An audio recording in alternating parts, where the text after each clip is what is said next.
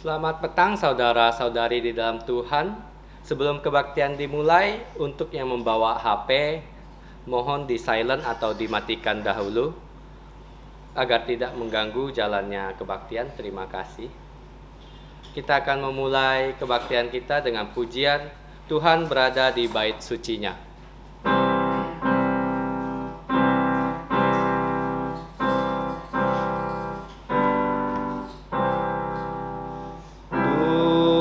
Tuhan berada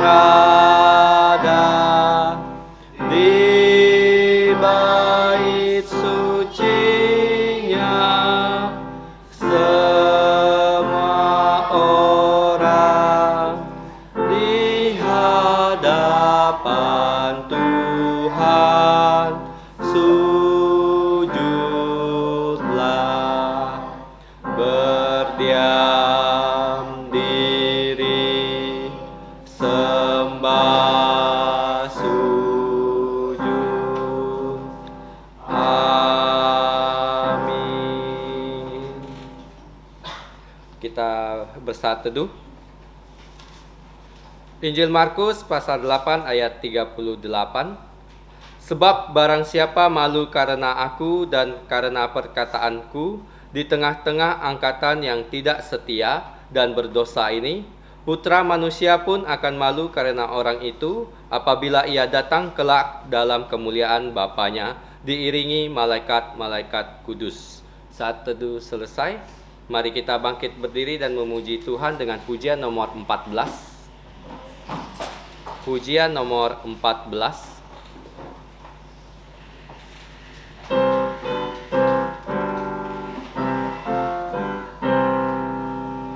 Bila ku lihat bintang gemalapan dan bunyi guru riuh ku dengar, ya Tuhanku, tak putus aku heran melihat ciptaanmu yang besar.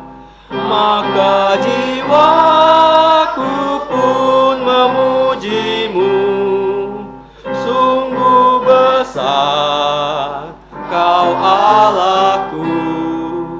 Maka jiwaku pun memujimu, sungguh besar Kau Allahku. Ya Tuhanku, apabila ku renungkan pemberian-Mu dalam penebus, ku tertegun bagiku dicurahkan oleh Putra-Mu darahnya kudus. Maka jiwaku pun memujimu, sungguh besar Kau Allahku. Maka jiwaku pun memujimu, sungguh besar Kau Allahku. Apabila nanti Kristus memanggilku, sukacitaku amatlah besar, karena terkabullah yang kurindukan, melihat Dikau Tuhanku akbar. Maka jiwaku pun memujimu, sungguh besar Kau Allahku. Maka jiwaku pun memujimu, sungguh besar Kau Allahku. Kita tetap bangkit berdiri, kita bersatu dalam doa. Bapa yang di surga, Allah pencipta langit dan bumi beserta segala isinya, Kami bersyukur kepadamu untuk keselamatan yang Engkau berikan kepada kami sepanjang minggu ini. Kami berkumpul di dalam gerejamu untuk berkebaktian. Kami adalah manusia yang berdosa dalam pikiran, perkataan, dan perbuatan kami. Kami mohon kepadamu, ampuni dosa dan pelanggaran kami. Sekarang kami mau menyerahkan kebaktian ini ke dalam tanganmu hingga selesai nanti. Di dalam nama Tuhan Yesus Kristus kami berdoa Bapa kami bersama-sama. Mari kita berdoa. Bapa kami yang di sorga, dikuduskanlah namamu, datanglah kerajaanmu, jadilah kehendakmu di bumi seperti di sorga. Berikanlah kami pada hari ini makanan harian kami, dan ampunilah kami akan kesalahan kami, seperti kami juga mengampuni orang yang bersalah kepada kami. Dan janganlah membawa kami ke dalam pencobaan, tetapi lepaskanlah kami dari yang jahat, karena Engkaulah yang punya kerajaan dan kuasa dan kemuliaan sampai selama-lamanya. Amin. Gloria Patria.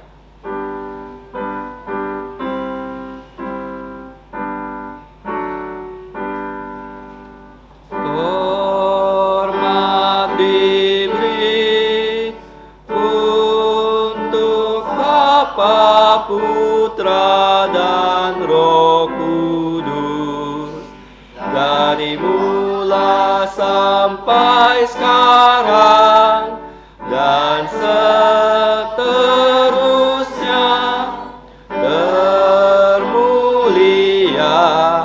Amin. Amin. Silakan duduk kembali. Saudara-saudari, mari kita buka Alkitab kita yang diambil dari Roma pasal 1 ayat 16 sampai 17. Roma pasal 1 ayat 16 dan 17.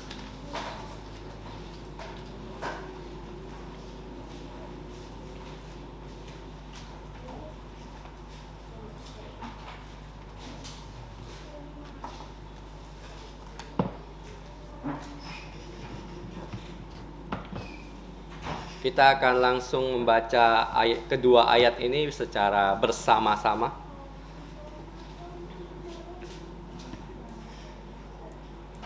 Satu, dua, tiga. Sebab aku mempunyai keyakinan yang kokoh dalam Injil, karena Injil adalah kekuatan Allah yang menyelamatkan setiap orang yang percaya, pertama-tama orang Yahudi, tetapi juga orang Yunani. Sebab di dalamnya nyata kebenaran Allah yang bertolak dari iman dan memimpin kepada iman, seperti ada tertulis, orang benar akan hidup oleh iman. Bersyukur pada Tuhan untuk firman yang sudah kita bacakan. Mari kita nyanyikan pujian nomor 140. Pujian nomor 240. Pujian nomor 240.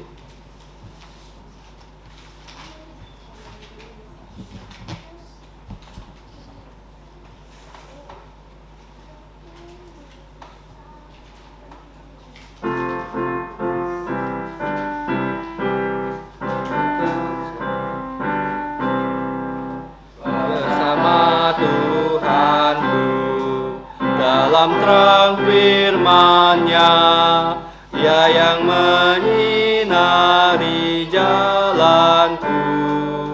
Ku turut perintah-Nya, Ia tinggal dalamku, beserta umat-Nya yang patuh.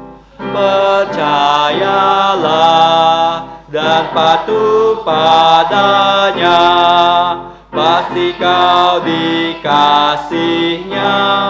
Hanya percayalah. Hilang awan gelap, lenyapnya yang mau, saat tampak wajah Tuhanku. Hilanglah bimbangku, lenyap air mataku, percaya dan patuh padanya. Percayalah dan patuh padanya, pasti kau dikasihnya. Hanya percayalah, tiada berat, tiada kesusahan, penderitaanku ia peduli. Hilanglah sedihku, lenyaplah hinaku, karena anugerahnya besarlah. Percayalah dan patuh padanya, pasti kau dikasihnya. Hanya percayalah. Saudara-saudari, mari kita lihat ayat hafalan yang terdapat di dalam buletin, di dalam kotak, yang diambil dari Roma pasal 1 ayat 17. Kita akan membaca ayat ini sebanyak 2 kali dan mencoba untuk menghafalkannya 1 kali. Mari kita baca bersama-sama. 1, 2, 3. Roma pasal 1 ayat 17.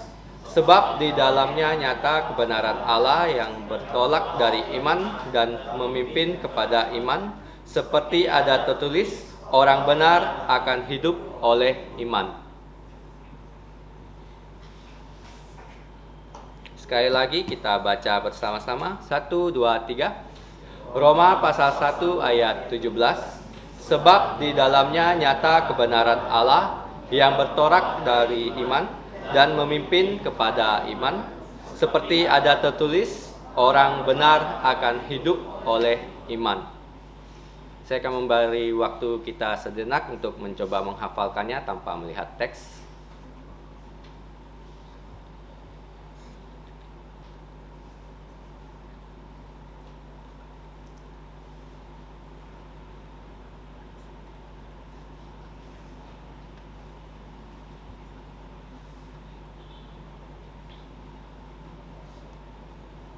Oke, kita coba hafalkan tanpa melihat teks di buletin. 1, 2, 3. Roma pasal 1 ayat 17.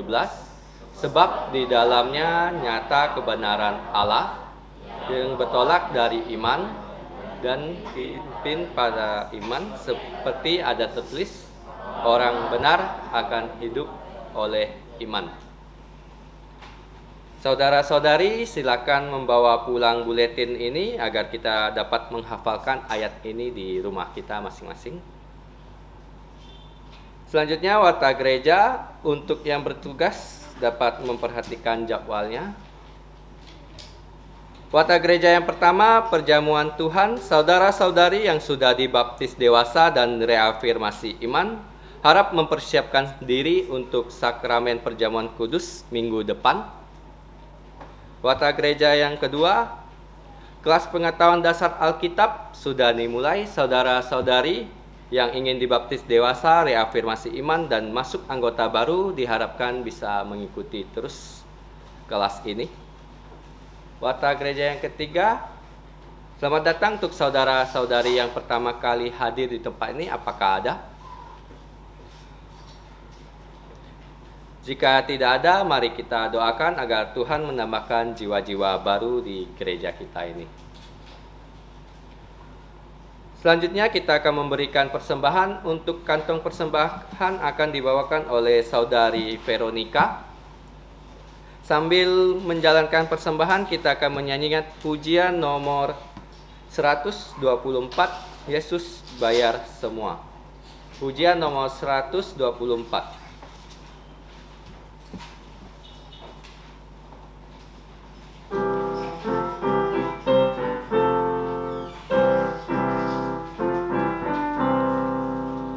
Dengarlah sabdanya, kau yang tak berdaya, datanglah kepadanya, kau kan dapat sentosa.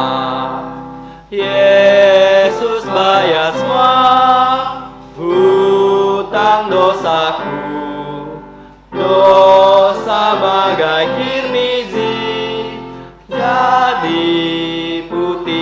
bersih. Tiadalah padaku suatu kebaikan, tapi darah Tuhanku memberikan kelepasan.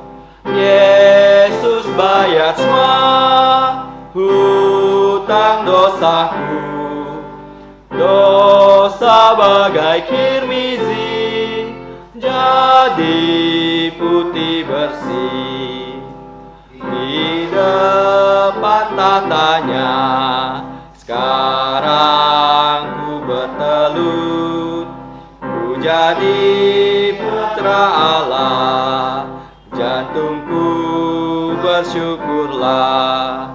Yesus bayar semua hutang dosaku, dosa bagai kirmizi jadi putih bersih. Mari kita bangkit berdiri dan menyanyikan doksologi.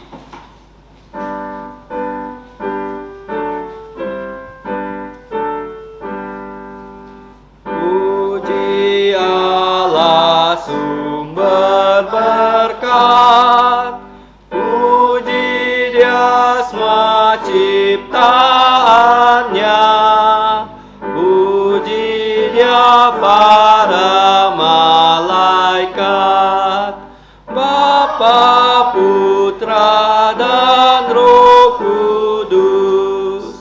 Amin. Mari kita berdoa. Bapa kami yang di surga, kami bersyukur atas berkat-berkat-Mu sepanjang minggu ini. Sekarang kami ingin menyembah Engkau melalui persembahan kami. Kiranya Engkau memberkati dan berkenan menggunakan persembahan kami agar dapat memperluas kerajaan-Mu. Kami juga ingin menyerahkan diri kami sebagai persembahan yang kudus dan berkenan di hadapan-Mu. Bapa, ampuni dosa dan pelanggaran kami agar kami layak di dalam gereja-Mu yang kudus. Di dalam nama Tuhan kami bersyukur, memohon belas kasih-Mu dan berdoa. Amin. Silakan duduk kembali. Untuk anak-anak silakan menuju kelas sekolah minggu. Selanjutnya kita akan mendengarkan firman Tuhan yang akan dibawakan oleh PI Rudikus dengan tema Orang Benar Akan Hidup Oleh Iman. Kepada hambanya kami persilakan. Selamat malam saudara-saudari kasih dalam Tuhan. Kita sungguh bersyukur karena pimpinannya dapat datang ke rumahnya untuk berkebaktian pada awal permulaan hari. Jadi sebenarnya perhitungan hari itu dimulai dari jam 6 petang. Kalau menurut Alkitab bukan seperti internasional dimulai dari pukul 00 tengah malam, tapi inilah permulaan hari yaitu jam 6 petang dan kita sudah melewati 20 menit. Sebelum kita dengarkan firman Tuhan, mari kita berdoa. Bapa kami yang di surga, Allah pencipta langit dan bumi, dan kami adalah manusia puncak ciptaan-Mu, bersyukur kepadamu pada hari ini, di mana Engkau sudah menolong kami dari pagi sampai pada petang hari ini. Kami memasuki hari berikutnya. Melalui pertolongan dari Engkau, kami dapat menyembah Engkau dalam roh dan kebenaran. Pertama-tama kami mohon kiranya Engkau mengampuni atas segala dosa dan kesalahan kami. Kami menyerahkan untuk firman Tuhan yang akan kami dengar. Berikanlah kami kebangunan rohani saat kami mendengarkan firman Tuhan. Kami serahkan semua ini ya Bapa, ampuni dosa kesalahan kami. Kami berdoa dalam nama Tuhan Yesus. Amin. Kita sungguh bersyukur untuk hari ini di mana Tuhan sudah memimpin kita untuk berkebaktian, dan kita akan belajar dan juga bertepatan dengan peringatan HUT Hari Reformasi dari Gereja Protestan, yaitu yang ke-506. Karena reformasi itu dimulai dari Martin Luther menempelkan 95 dalil di Gereja Gutenberg di Jerman, di mana Martin Luther memprotes tentang kebijakan-kebijakan Gereja Roma Katolik yang waktu itu sudah menyimpang dari firman Tuhan. Dan pada tahun itu adalah tahun 1517. Tahun ini tidak akan pernah saya lupa. Karena ini adalah tahun ya di mana Tuhan membangkitkan hambanya, yaitu seorang teolog yang begitu pintar dan terpelajar, yaitu Martin Luther. Dan dia merobohkan semua yaitu iman-iman kekristenan yang palsu dari gereja Roma Katolik. Nah, kalau kita lihat peristiwa reformasi adalah peristiwa terpenting kedua setelah Tuhan Yesus bangkit dari kematian. Peristiwa penting apa yang pertama setelah Yesus bangkit dari kematian? Yaitu Pentakosta, yaitu hari ke-50 setelah Paskah, di mana Tuhan Yesus ya di situ mengutus Roh Kudus untuk ya lebih menonjol, berkarya di dalam dunia ini terhadap orang-orang yang percaya. Jadi di dalam perjanjian lama itu yang lebih dominan adalah Bapa, Allah Bapa. Karena dalam kitab Kejadian sampai kitab Malaki itu di sana kita melihat karya-karya Bapa. Bagaimana Bapa itu memprotek ya garis keturunan Mesias sampai Mesias lahir. Karena iblis di dalam Kejadian pasal 3 ya ayat pasal 3 itu iblis mau mencoba menghancurkan keturunan dari perempuan dengan membuat Adam dan Hawa jatuh ke dalam dosa. Dan setelah itu bagaimana lagi? Ya, iblis itu mempengaruhi Kain yang adalah notabene anak dari Adam dan Hawa sehingga Kain membunuh Habel. Ya, jadi tapi Tuhan mempunyai rencana yang lain. Tuhan membangkitkan keturunan Set menjadi yaitu yang menurunkan keturunan Mesias. Nah, kita lihat sampai kitab Malaki itu ada jenjang selama 400 tahun tidak ada namanya wahyu yang langsung diberikan kepada manusia. Dan tibalah wahyu itu diberikan kepada Maria dan melalui malaikat Gabriel yang mengatakan bahwa kandungan nanti Maria akan mengandung seorang anak laki-laki yang dikandung dari yaitu Roh Kudus, dan anak itu akan disebut anak yang menanggung dosa umat manusia. Nah, setelah itu kita lihat di sini bahwa pekerjaan dari Tuhan Yesus di dalam 4 Injil, kita dapat baca 4 Injil, dan setelah itu kisah para rasul itu dilanjutkan oleh orang-orang yang percaya, murid-murid Tuhan Yesus sampai kepada sekarang. Nah, itu adalah sebelum itu kita akan melihat Injil-Injil dari Matius, Markus, Lukas, Yohanes. Dan sekarang kitab Roma ini banyak orang mengatakan Roma ini adalah Injil dari Rasul Paulus. Kenapa? Karena Rasul Paulus begitu sistematis menuliskan surat Roma yang berisi doktrin, dan doktrin. Kenapa? Kita perlu menguatkan doktrin dulu, baru kita mempraktekkan doktrin. Karena kalau doktrin kita tidak kuat sebagai fondasi iman kita, apa yang kita lakukan tidak sesuai doktrin dan itu akan merusak yaitu iman kekristenan kita. Kalau membangun rumah, fondasi paling tidak itu 20% dari seluruh biaya. Misalnya kita targetkan 200 juta, jadi ada 40 juta itu untuk fondasi. Nah, makanya fondasi itu penting. Makanya kalau kita melihat di sini, Rasul Paulus dia adalah seorang teolog karena dia paham perjanjian lama dan dikuatkan oleh Yesus. Dia belajar selama 14 tahun ya mengenai Tuhan Yesus, dan sekarang kita lihat dia menjadi teolog, menjadi misionaris terbesar di dunia ini, sehingga dia memberikan kita surat Roma yang berisikan ya fondasi-fondasi iman yang kuat untuk kita orang Kristen. Tetapi fondasi itu dirusak.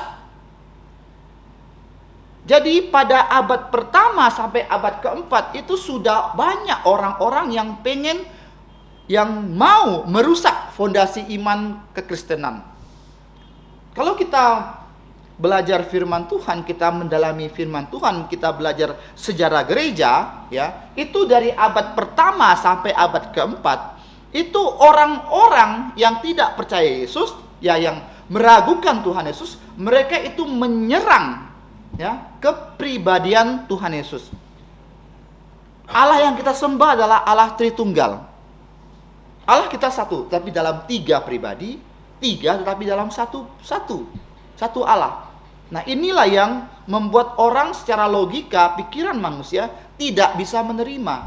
Bagaimana Allah itu satu menjadi tiga, tiga menjadi satu? Hanya melalui iman kita percaya. Jadi, ketuhanan Tuhan Yesus, pribadi Tuhan Yesus itu diserang dari abad pertama sampai abad keempat.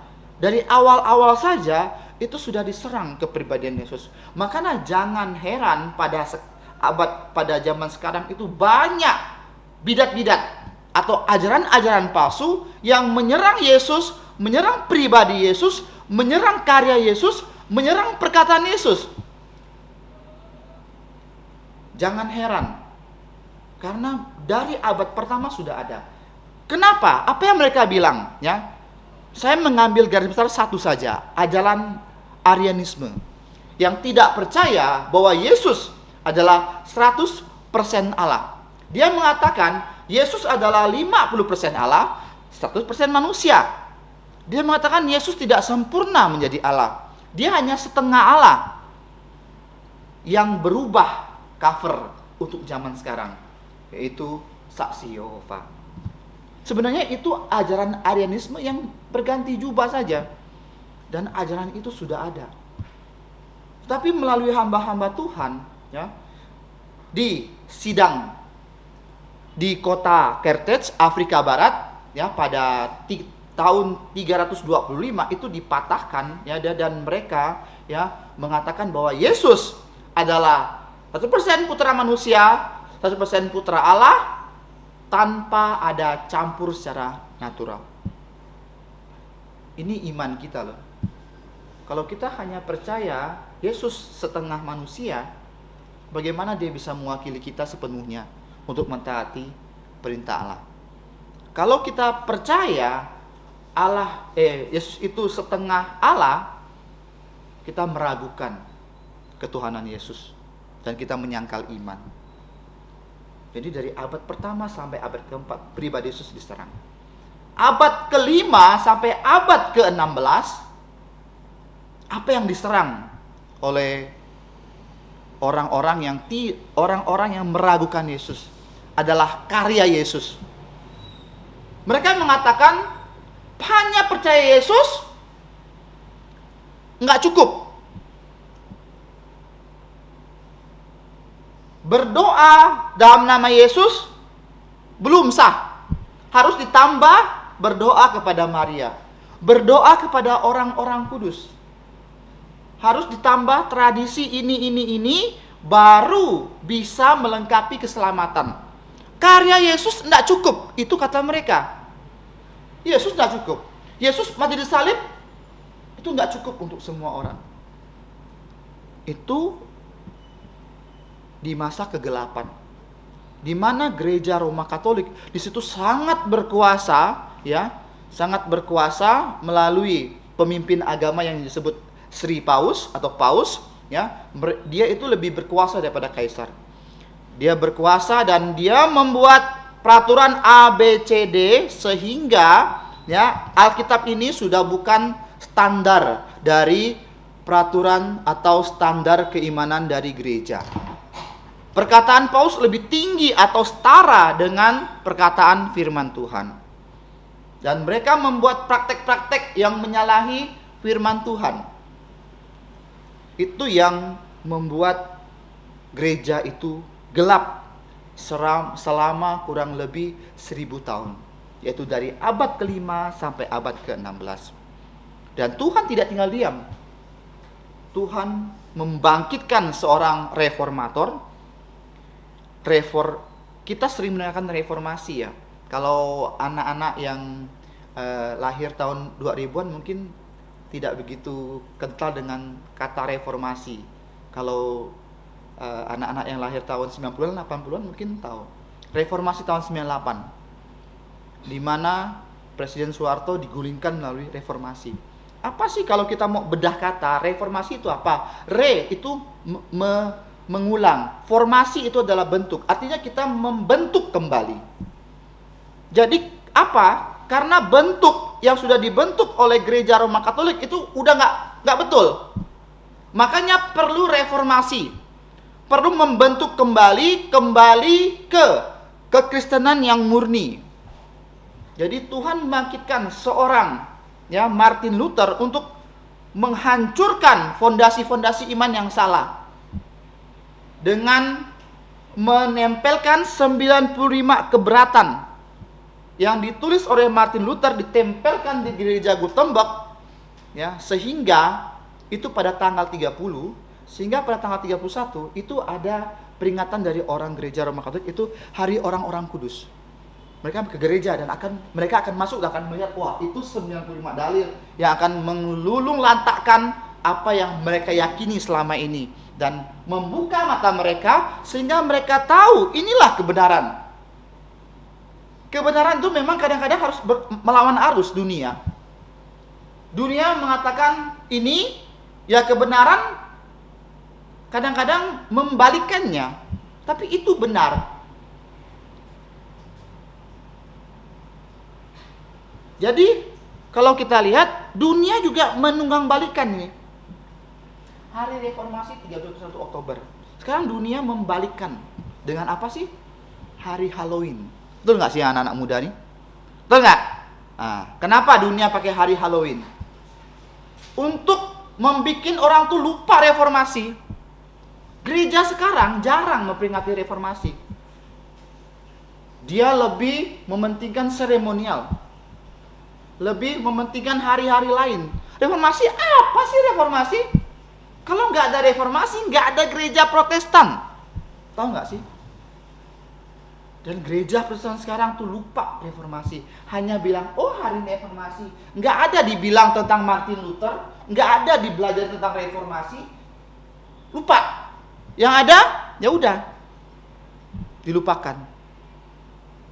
Jadi, dunia itu menunggang-balikan reformasi menjadi hari Halloween, hari hantu. Orang anak muda suka apa? Contang-conteng kayak hantu. Dia lebih senang kayak hantu daripada kayak manusia ya. Heran juga saya kadang-kadang. Ini memang anak-anak muda ini lebih suka kayak hantu kan? Daripada kayak manusia. Apalah bagusnya kayak gitu-gitu. Orang nengok aja serem. Dikasih, pokoknya tuh yang aneh-aneh tuh itu justru yang digandrungi dunia. Yang benar itu justru yang dihindari dunia. Makanya saya bilang ya, kalau ikan hidup dia akan melawan arus. Semakin dia melawan arus, semakin dia pertumbuhannya bagus dan juga metabolismenya itu bagus. Ikan apa yang paling mahal sih? Yang pernah kita jumpai di hypermart? Ikan apa? Ikan lele? Bukan, ikan lele enggak. Ikan salmon. Kenapa ikan salmon mahal? Tahu enggak? Karena dia hidup itu dari kecil, itu lawan arus loh. Arus deras dia lawan terus.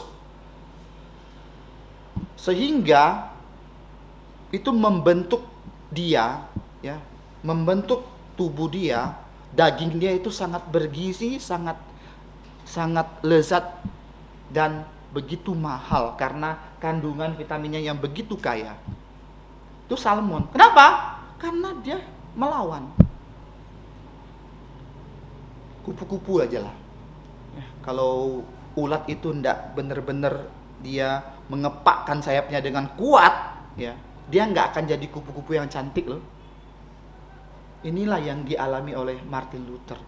Dia harus menerima konsekuensi. Di saat dia menempelkan 95 dalil itu, dia menerima konsekuensi dari paus. Nah, kita lihat dari abad pertama, abad keempat yang diserang itu adalah pribadi Yesus. abad ke-5 sampai abad ke-6 yang diserang itu adalah karya Yesus. Sekarang abad 17 sampai sekarang apa yang diserang? Ini perkataan Yesus. Kemarin kita ada seminar kan? Sayang sekali saya enggak ikut full seminar karena pekerjaan pelayanan yang harus membuat saya meninggalkan seminar. Saya hanya ikut yang bagian akhir, dia mengatakan orang meragukan tentang bagaimana Musa mengadakan mukjizat membelah Laut Merah. Hanya dengan perbedaan 1-2 huruf. Itu orang yang serang itu. Dan juga mereka mengatakan ini penciptaan ini bohong ini. Kitab Kejadian ini bohong, ini fiktif belaka, hanya karangan orang belaka. Tidak ada penciptaan dalam 6 hari. Itu bohong. Penciptaan itu tidak ada, yang ada itu proses evolusi. Sehingga manusia dikatakan lebih celaka lagi, saya pernah mendengarkan bahwa manusia itu berasal dari mamalia laut. Yang berevolusi naik ke darat, berubah menjadi kera dan berubah menjadi manusia. Saya pernah membaca itu artikel. Jadi itu teori-teori itu tidak pernah ada pembuktian. Kalau di sekolah kita kan belajar tentang Pithecanthropus erectus kan? Saya masih hafal waktu saya SMP. Itu saya nggak lupa karena lucu aja namanya, Pithecanthropus erectus. Yang kedua Meganthropus palajavanicus. Saya nggak akan lupa itu karena saya suka sejarah. Nah, jadi orang-orang mencoba, dia bilang pertama itu keraknya agak bungkuk, kedua mulai berdiri tegak, dan ketiga mulai hilang bulunya, dan keempat dan sebagian dia mulai mencari makan dengan teknologi-teknologi dan lain-lain. Itu bertentangan dengan Kejadian pasal 1 ayat 26. Karena Tuhan menciptakan manusia itu sesuai dengan gambar dan rupa Allah. Kalau kita mempercayai manusia ada dari proses evolusi, maka kita akan berkeyakinan bahwa apa? Oh, itu Allah itu kayak kera dong. Karena sesuai dengan gambar dan rupa dia. Penghinaan besar dari teori evolusi. Itu teori, bukan kebenarannya. Makanya, tapi gereja sekarang saya heran. Ya, dia mencampur adukan dengan evolusi dan penciptaan. Dia mengatakan betul Allah mencipta, tapi melalui proses evolusi. Bukan 1 kali 24 jam secara literal. Bukan 24 jam kali 6 hari secara literal dalam kitab suci. Bukan. Dia mengatakan proses. Kalau proses itu artinya Allah nggak maha kuasa. Karena Allah perlu proses untuk menciptakan segala sesuatu. Nah, inilah yang diserang oleh orang-orang zaman sekarang. Orang semakin pintar, dia akan bisa mempercayai hal ini. Karena otak manusia ciptakan memang untuk berkembang, untuk mencari, meneliti hal-hal yang sesuatu. Tapi dengan adanya teori-teori yang salah yang membuat manusia tidak percaya Tuhan. Banyak loh di Singapura. Ya, saya bilang Singapura tuh kayak negara Babel. Kenapa kayak negara Babel?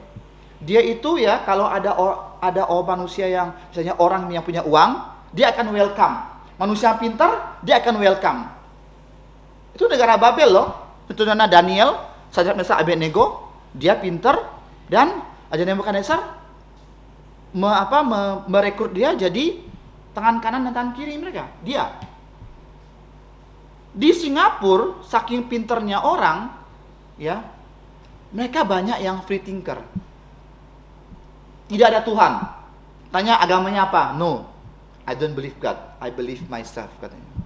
Saya tidak percaya Tuhan, saya percaya diriku sendiri. Saya adalah Tuhan. Saya mengatur kehidupan saya. Itu. Jadi kalau kepintaran tidak dibarengi dengan iman, useless. Tidak akan percaya Tuhan. Tidak perlu jauh-jauh ya lah. Matahari, kita lihat Tuhan berikan kita matahari. Bagaimana matahari itu ya, dia yang mengatur segala iklim di dunia ini sebagai patokan. Siapa sih yang cipta kok tiba-tiba ada? Kok bukan dengan sendirinya? Ada yang cipta, yaitu Tuhan. Tuhan Allah yang menciptakan dunia ini. Nah, ini yang diserang. Dari abad pertama sampai sekarang itu diserang, Yesus diserang. Nah, sekarang hari ini kita belajar tentang surat Roma pasal pertama ayat 16 sampai 17. Yang bertepatan sekali, tepat sekali tema hari ini, bukan kebetulan ya, memang sudah dijadwalkan, tapi tepat sekali, yaitu tentang orang benar akan hidup oleh iman. Sebenarnya kalau kita mau kembali ke bahasa Yunani, kalau kita mau benar-benar menerjemahkan secara literal, ya, orang benar ini bisa kita mengartikan, kalau dalam bahasa Yunani itu namanya dikaiozune. Artinya orang adil benar. Orang adil benar, dikaiozune. Dalam bahasa Hakka itu lebih tepat, kungni. Kungni itu adalah kungpine kunga. Kungpin itu artinya adil. Ni itu benar. Itu dalam bahasa Hakka, dalam bahasa Yunani lebih tepat ya. Ini bahasa Indonesia diterjemahkan sedikit tidak tepat dengan bahasa asli. Kalau kita mau lihat sekarang dari kitab Roma pasal pertama ayat 16 itu sudah salah, sudah penerjemahannya, sudah kurang tepat. Kalau kita mengacu ke kitab King James Bible atau kitab Roma dalam bahasa Yunani, itu kita bisa melihat bagaimana penerjemahan yang dilakukan oleh yang menerjemahkan Alkitab bahasa Indonesia ada sedikit keliru. Coba saya sekarang baca Roma pasal 1 ayat 16 ya. Kalau yang punya handphone tolong coba ketik KJV-nya situ. Nah, Roma 1:16 dikatakan, sebab aku mempunyai keyakinan yang kokoh dalam Injil. Sebenarnya terjemahannya sedikit melenceng. Kalau dalam bahasa Inggris apa? For I'm not ashamed of the gospel of Christ. Terjemahannya tepat, karena aku tidak malu akan Injil. Injil itu untuk orang-orang yang tidak percaya itu seperti sebuah kesia-siaan. Manusia berdosa, ya betul. Percaya Yesus selamat. Gampangnya itu orang-orang dunia yang berpikir, wah, Injil itu apa sih? Hanya 4 poin bisa menyelamatkan saya. Tidak mungkin, saya perlu ini baru selamat. Karena kenapa dikatakan for I'm not ashamed of the gospel of Christ? Karena aku tidak malu akan Injil. Orang banyak malu kabarkan Injil sekarang. Suruh kabarkan Injil, malu, tidak berani. Karena apa? Injil itu adalah apa? Power. For it is the power of God unto salvation to everyone that believe, to the Jews first and also to the Greek. Dikatakan di sini karena Injil adalah kekuatan Allah. Injil itu seperti dinamit yang kalau diledakkan itu akan menimbulkan kekuatan besar. Injil itu kalau kita terima, kita selamat. Tapi kalau Injil kita nggak terima, kita nggak selamat. Mau kamu berbuat baik A, B, C, D, mau kamu sumbang uang separuh harta kamu, tapi kamu tidak percaya Injil, tidak bermanfaat. Tidak guna. Karena perbuatan baik kita tidak dapat menyelamatkan. Kalau perbuatan baik dapat menyelamatkan, kalau gitu orang buat jahat dong. Dia tuh banyak nanti disumbangkan, ya udah impas Tuhan. Karena saya sudah berbuat baik dengan uang kejahatan saya, bisa gitu gak? Kayak cuci uang, kayak gitu gak? Nggak bisa. Nggak bisa perbuatan baik itu menyelamatkan kita. Nanti kita akan masuk kepada 5 sola yang benar-benar menjelaskan kepada kita bahwa kita tidak ada andil sedikit pun dalam keselamatan kita. Perbuatan baik kita itu seperti kain kotor di hadapan Tuhan. Bukan berarti perbuatan baik kita nggak penting ya, bukan ya. Nanti kita akan melihat bahwa perbuatan baik kita adalah manifestasi dari iman kita. Perbuatan baik kita adalah mencerminkan dari iman kita. Bukan berarti perbuatan baik tidak penting atau tidak ada pengaruhnya, bukan. Itu manifestasi kita untuk menjadi sebuah kesaksian kepada orang lain. Itu intinya. Bukan perbuatan baik menyelamatkan, bukan. Oh, yang penting hati aku baik. Aku tak ada Tuhan tak apa. Tian-ti. Artinya langit tahulah, aku orang baik. Yang penting aku berbuat baik, tak ini tak itu. Enggak, kalau kamu tidak percaya Yesus, kamu binasa. Itu perkataan firman Tuhan. Nah, kita lihat di sini bahwa karena Injil ada kekuatan yang menyelamatkan setiap orang yang percaya. Injil diberitakan, kamu percaya, kamu terima, kamu selamat. Kamu tidak terima, ada konsekuensinya dari Tuhan. Kita jangan segan-segan bilang konsekuensi ya. Karena kadang manusia itu berat mulut untuk mengatakan kebenaran. Kita bukannya terlalu ember lah. Artinya begini, sesuatu yang tak benar kita diam aja. Bukan artinya kita juga ember. Bilang sesuatu yang kebenaran tapi bisa merusak segala sesuatu. Bukan seperti itu. Ini kalau Injil kamu ngomong nggak apa-apa kepada orang. Kebenaran yang tidak akan bisa orang patahkan. Setiap manusia berdosa. Betul. Dia nggak bisa bilang, manusia lahir seperti kain putih. Nggak bisa. Manusia lahir menurunkan dosa. Kita punya gen dosa loh. Gen kita gen dosa. Karena nenek moyang kita Adam dan Hawa menurunkan gen dosa kepada kita sampai kepada cucu. Kecuali kamu bukan keturunan manusia. Kamu tidak berdosa. Atau mungkin kamu keturunan apa? Selama kita ini manusia, kita berdosa. Itu yang menyelamatkan, Injil yang menyelamatkan kita bahwa Yesus sudah mati demi dosa-dosa kita. Dia mati, dia bangkit, dan dia menampakkan diri. Nah, setelah itu kita lihat pertama-tama untuk orang Yahudi, tetapi juga untuk orang Yunani. Kenapa sih orang Yahudi itu terlalu dispesialkan Tuhan? Padahal orang Yahudi itu orang Israel loh, jahat dia ya, menggempur orang Palestina loh, dan juga dia menyiksa orang ya, mengkepung Palestina sehingga Palestina tidak ada pasokan makan, listrik segala macam. Kenapa sih yang ditekankan di sini orang Israel?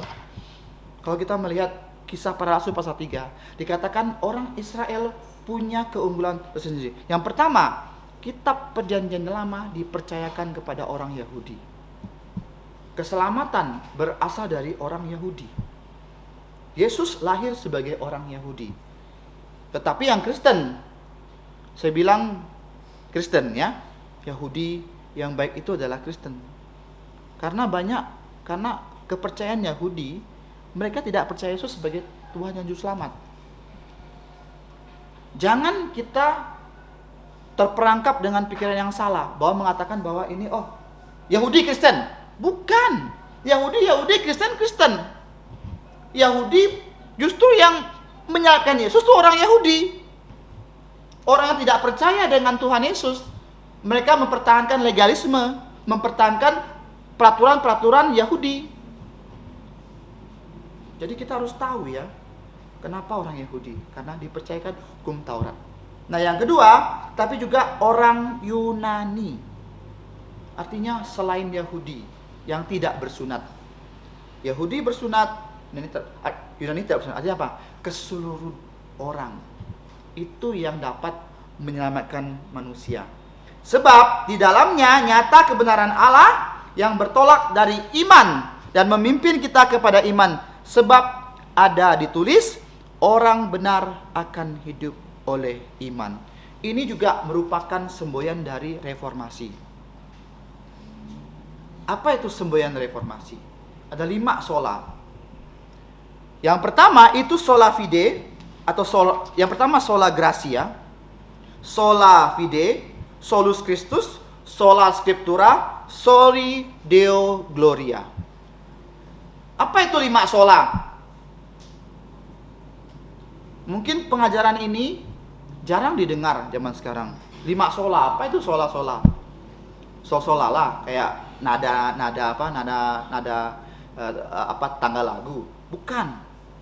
Sola gratia itu artinya hanya anugerah. Grace only. Kenapa hanya anugerah? Ini berarti orang Kristen yang percaya selamat hanya anugerah dari Allah. Keselamatan diberikan cuma-cuma asal kamu percaya. Diberikan cuma-cuma, bukan dari kerja kita untuk mendapatkan anugerah keselamatan. Nggak bisa. Yang kedua, sola fide. Artinya adalah faith alone. Hanya iman ya yang dapat membenarkan kita melalui iman kepada Kristus, bukan iman kepada orang lain. Bukan iman kepada Maria, bukan iman kepada Santo Santa, bukan iman kepada Paus, bukan iman kepada orang-orang kudus lainnya. Tapi hanya iman kepada Yesus, maka kita dapat selamat tanpa perbuatan. Artinya apa? Kita ya hanya dengan iman, bukan perbuatan kita dapat selamat hanya dengan iman. Kalau perbuatan itu plusnya kita. Artinya apa? Iman sama dengan selamat. Kalau kita sudah selamat, Tuhan Yesus masih beri kita kesempatan hidup, kita plus perbuatan baik. Itu plusnya, bukan berarti apa? Iman sama dengan selamat plus perbuatan baik. Tapi ini benar, yang salah itu adalah perbuatan baik ya sama dengan tambah iman plus selamat, itu salah. Hanya dengan iman kita selamat. Diberi kesempatan hidup, kita berbuat baik. Penyamun di samping Yesus, dia hanya mengatakan, Yesus, jika engkau datang sebagai raja, ingat akan aku. Tuhan Yesus bilang apa? Hari ini juga engkau bersama-sama aku di Firdaus. Artinya dia mengaku dengan iman, langsung selamat. Ada kesempatan berbuat baik? Enggak ada. Karena selama hidupnya dia berbuat jahat. Siapa yang beri dia iman? Bukan karena dia yang berinisiatif. Tuhan yang beri dia iman. Tuhan yang beranugerah kepada penyamun di samping Yesus, sehingga dia mempunyai iman kepada Yesus dan dia selamat. Yang ketiga, solus Christus. Artinya hanya Kristus adalah the one and only mediator. Artinya dia adalah satu dan hanya dia mediator kita, perantara kita. Bukan perantara artinya kita berdoa melalui Maria. Maria sampaikanlah doaku pada Yesus. Tidak. Hanya melalui Yesus kita dapat berdoa dan doa kita sampai kepada Bapa. Saya pernah ikut KKG keagamaan ya. Saya heran ini guru agama Kristen. Dia berdoa, dia bilang apa? Dalam nama Bapa, Putra dan Roh Kudus, amin. Saya bilang, ini kurang ajar nih guru ini. Dia ngajar agama Kristen, tapi dia doa kayak orang Katolik. Itu kesal saya loh. Cuman saya kurang berani protes karena saya orang baru di situ. Kok bisa dia berdoa seperti itu? Dari mana teologinya dia dapat? Makanya saya bilang ya, jadi guru agama itu bebannya berat juga. Karena kita itu membimbing iman anak-anak. Salah sedikit guru ngomong apa, dia itu ikut loh. Ikut pasti. Kalau kita berdoa dalam nama Bapa, Putra dan Roh Kudus, nanti dia di rumah berdoa Kristen juga dalam nama Bapa, Putra dan Roh Kudus. Siapa yang ngajar? Guru. Nah, habis kita. Tapi saya heran ini kok lulus jadi guru agama ya orang ini. Heran juga saya. Tapi inilah ya yang sekarang dunia ini sudah kacau balau. Ya. Jadi yang keempat itu adalah sola scriptura. Hanya kitab suci. Kenapa? Kitab suci adalah standar iman kita. Segala sesuatu, segala tradisi gereja yang tidak sesuai dengan kitab suci, kita tidak praktekkan loh. Tadi di sekolah minggu saya bilang sama anak-anak, kenapa gereja kita nggak ada pohon Natal? Kan kayaknya nggak seru. Iya nggak seru katanya. Oke, saya jelaskan. Agama Kristen itu dibawa oleh orang bule. Orang bule di sana kalau bulan Desember itu musim dingin. Dia ada pohon cemara, ada salju. Saya bilang tempat kita bukan musim dingin ada salju, musim asap ada debu, saya bilang. Oh iya, ketawa mereka bilang. Itu oke lah, kalau mau pasang di rumah oke, tak masalah. Tapi di gereja kita tidak menyibukkan diri dengan persiapan yang bikin orang begitu sibuk dan melupakan firman, ya. Hias ini, hias itu, ya, menarik manusia. Yang dilihat tuh gerejanya. Oh, gerejanya nyaman ya, enak ya, ada ponata, ada tari-tarian, ada keliling-keliling segala macam. Itu menyenangkan hati manusia, bukan Tuhan. Tuhan di Alkitab enggak bilang seperti itu. Yang penting ya firman, dan juga liturginya sesuai dengan firman Tuhan. Sekarang gereja berlomba-lomba loh. Lihat nanti Desember, saya lihat gereja berlomba-lomba hias ini itu untuk menarik umat datang dengan berbagai atraksi lah, nari lah, segala macam. Persiapannya begitu ribet sehingga inti dari Natal itu dia lupa. Apa itu inti Natal? Bukan Kristus lahir di gereja dan ada tari-tarian, bukan. Kristus lahir di hati kita. Ada enggak Kristus lahir di hati kita? Kalau kita datang ke gereja hanya lihat pertunjukan, pulang nggak ada Natal di hati kita, percuma. Hanya panaskan tempat duduk saja. Tadi saya ngomong sama siapa itu, saya lupa. Saya bilang, coba ya gereja kita tiap minggu kayak gini ya, ramai ya. Alangkah senangnya. Dalam hati kecil saya. Tapi saya mengatakan tidak semudah itu. Karena manusia itu melihat tuh dari mata. Dia datang, kok kayak gini gerejanya, udah, dia tak bakal datang lagi. Karena dia tidak ada iman, tidak bertumbuh, hanya menyenangkan keduniawiannya saja, bukan rohani. Gereja yang benar adalah di mana gereja pemberitaan firman itu sungguh-sungguh. Itu yang menjadi Christ Center. Saya bilang sama teman saya bilang di gereja firman Tuhan, segala kebaktian itu senternya Christ, bukan man. Saya bilang bukan manusia. Kalau senternya manusia, ya udah kamu akan tampilkan duniawinya begitu banyak atraksi, hiasan segala macam ya yang menarik hati manusia, tetapi bukan Christ center, but man center. Itu yang salah dari gereja sekarang. Ini yang sangat hati-hati. Di hari reformasi, di peringatan reformasi ini, marilah kita merenungkan kembali bagaimana perjuangan para reformator yang harus membayar ya dengan darah mereka, dengan nyawa mereka, sehingga kita dapat keluar dari kegelapan, dapat keluar dari gereja yang salah. Masa kita mau kembali ke yang salah?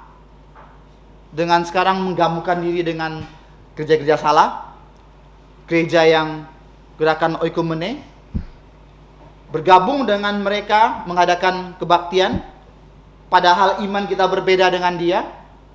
Mereka mengatakan bersatu dalam dalam kesatuan tubuh Kristus, tetapi bersatu harus berdasarkan kebenaran. Kalau nggak benar nggak bisa, tidak bisa menyatukan air dan minyak, dia akan terpisah. Saya berharap dengan HUT gereja kita introspeksi diri gereja. Bagaimana kita harus berjuang lagi memenangkan jiwa-jiwa baru berdasarkan firman Tuhan, bukan berdasarkan dunia. Saya sering bilang di mimbar, kalau mau gereja ramai gampang, datangkan artis satu orang aja, 1 minggu sekali, atau bagi sembako satu minggu dapat satu kantong minyak goreng 1 kilo, pasti ramai. Tidak mungkin tidak ramai. Gampang, mau bikin gereja ramai gampang, bukan susah. Tapi kita melenceng, maukah seperti itu? Mau ramai, tapi tidak benar, semuanya masuk neraka, maukah? Tidak bisa. Kita maunya berkualitas.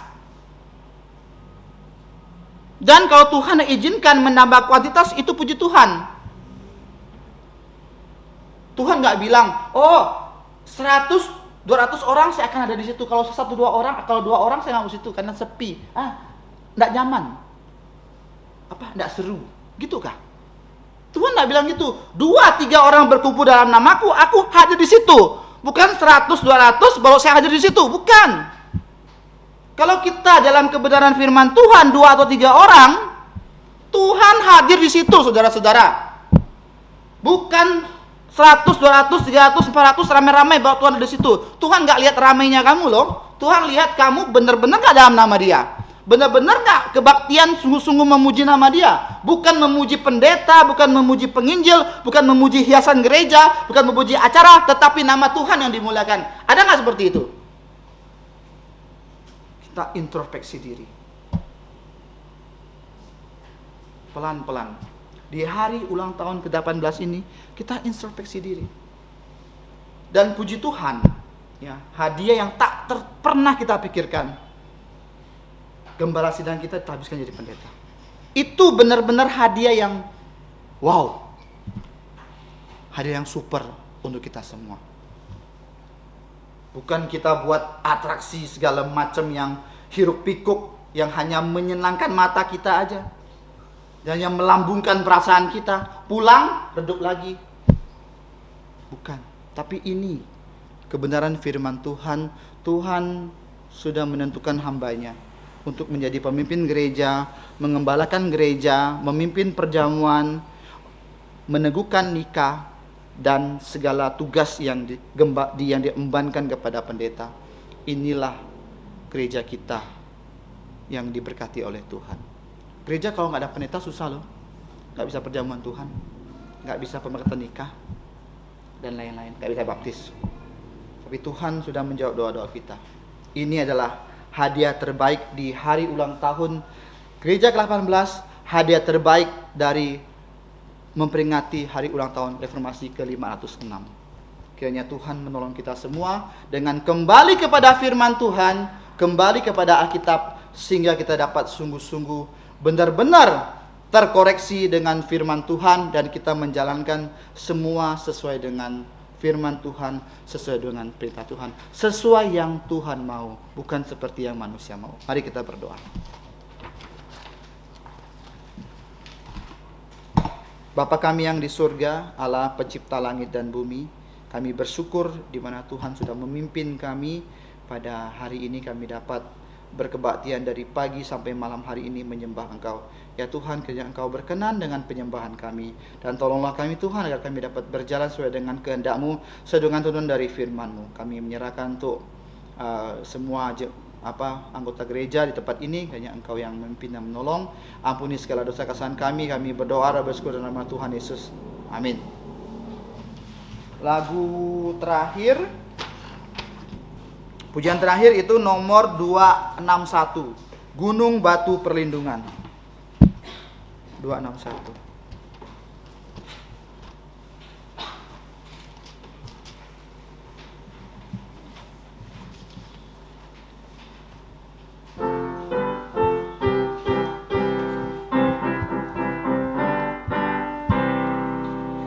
Di waktu badai menerpa, Tuhanlah perlindunganmu. Kendati goncang semesta, Tuhanlah perlindunganmu. Yesus gunung batu perlindunganmu, gunung batu perlindungan. Yesus gunung batu perlindunganmu, tempat berlindung yang teguh. Baik siang maupun malam gelap, Tuhanlah perlindunganmu. Niscaya takutku lenyap, Tuhanlah perlindunganmu. Yesus gunung batu perlindunganmu, gunung batu perlindungan. Yesus gunung batu perlindunganmu, tempat berlindung yang teguh. Ya Guru, pada hambanya saya persilakan.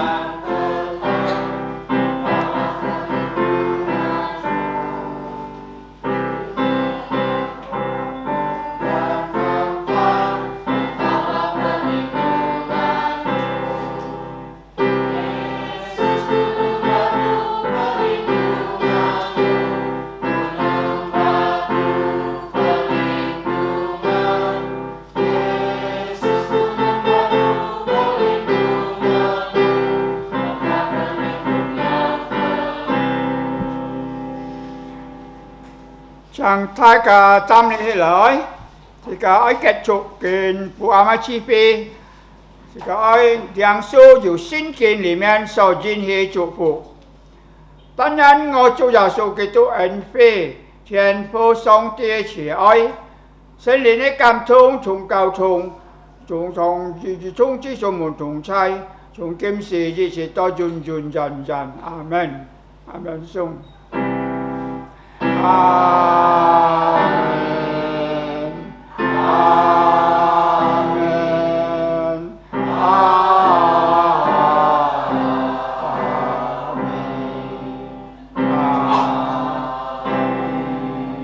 唱錯咪到山飛，讓上帝祝福大家，最後時間來唱，讓主賜福。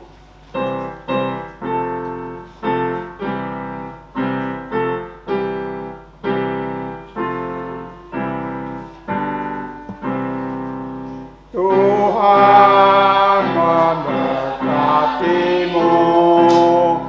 Tuhan melindungi menyinarimu, memberi kasih karunia